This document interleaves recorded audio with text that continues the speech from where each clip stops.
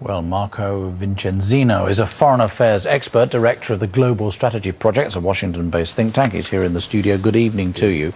You've been to Afghanistan.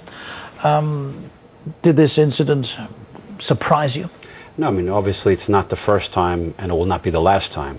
It's not an everyday event, but it's an event that it's a sort of scenario that troops are fully aware of. And there's two ways that obviously this is someone who seems to have infiltrated, insurgents that infiltrate into the training to the armed forces. Or sometimes it could be a case where someone just snaps over time. Frustration may build up and maybe something internal that one least expects in a situation like that. The Taliban are claiming that he is one of theirs and say they've got him out again, because that's the thing. Not only did we have the attack, but the person responsible got away again. That's a fairly serious development, isn't it? It's a reality. It's a reality on the ground. When you're trying to develop an Afghan national army at a very accelerated, quick pace, obviously you'll be assuming recruits who A, might not be qualified, or B, have an agenda beyond what their agenda is supposed to be. So once again, it's very difficult to vet everyone to the extent that one would like to do in a sort of Western army, or in Western like a volunteer force in the United States or a volunteer force in the UK, whereby there's quite an extensive process where many of the soldiers and the recruits are vetted. In Afghanistan, it's not possible. Many of them are sent by villagers.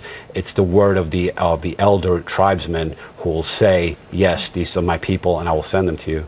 The rewards they might get serving in the army compared with what the Taliban might pay them, that presumably is a big factor as well. Before, that was a major factor in terms of obviously was a major difference between the two. The Taliban were paying them a lot more. I would say in the last year and a half, there's been a serious effort to increase the salary, not only of the soldiers, but also the police force. In fact, about a year ago, they made the salaries of both police and army equivalent.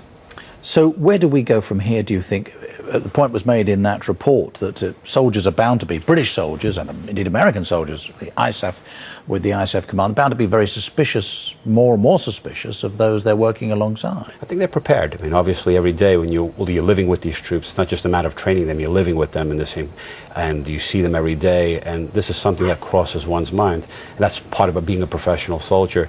I would say from here on, these attacks, once again, can be expected in future.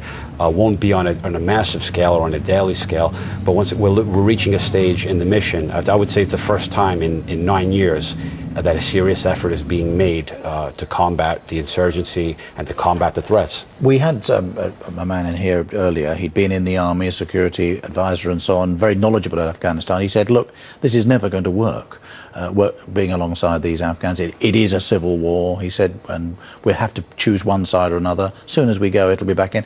Do you share those fears at all, or can this eventually be got on top of?